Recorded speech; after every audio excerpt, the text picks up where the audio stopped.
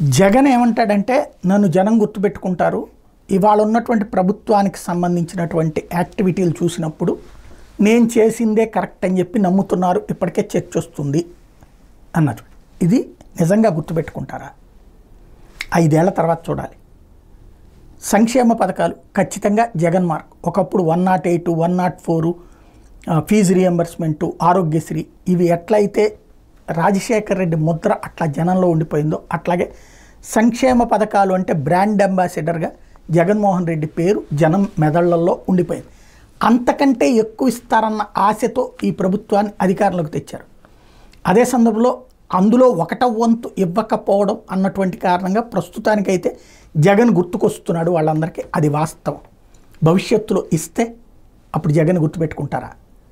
ఇవ్వకుండా ఉంటే గుర్తుపెట్టుకుంటారు, ఇస్తే గుర్తుపెట్టుకోరు. అడ్మినిస్ట్రియల్ రిఫార్మ్స్లో మాత్రం జగన్ ఖచ్చితంగా గుర్తుపెట్టుకుంటారు. అది ఈ ప్రభుత్వ వైఫల్యం. ఎందుకు అంటే సచివాలయ వ్యవస్థని నాశనం చేసి వాలంటీర్ వ్యవస్థని పక్కన పెట్టేసి అంత అద్భుతం అని చెప్పి పేపర్లలో రాయించుకుని సోషల్ మీడియాలో టమ్ముకులు వేసుకున్నంత మాత్రాన సాధ్యం కాదు.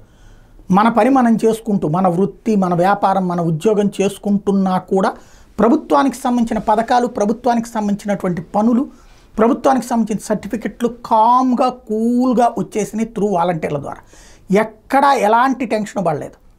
ఇవాళ రోజున ప్రతి దానికి తిరిగేటటువంటి పరిస్థితి, ప్రతి దానికోసం ఎంపర్లాడే పరిస్థితి వచ్చాక అడ్మినిస్ట్రేషన్ కరెక్ట్ అని చెప్పి ఇంకా టముకులేసి చెప్పునంత మాత్రాన సాధ్యమా? ఆ విషయంలో జగన్ని ఖచ్చితంగా గుర్తుపెట్టుకుంటారు.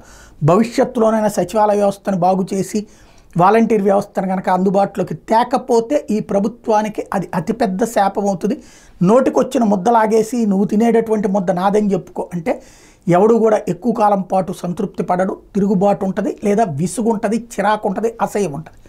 ఆ విషయంలో జగన్మోహన్ రెడ్డికి benefit. But at the same time Jaganmohan రెడ్డికి సంబంధించినటువంటి రాజకీయ పరమైనటువంటి అంశాల విషయంలో వచ్చిన వైఫల్యం, అక్కడ ముగ్గురు జట్టు కట్టడం, ఇతను ఒంటరిగా ఉండటం అన్నటువంటిది మాత్రం మైనసే.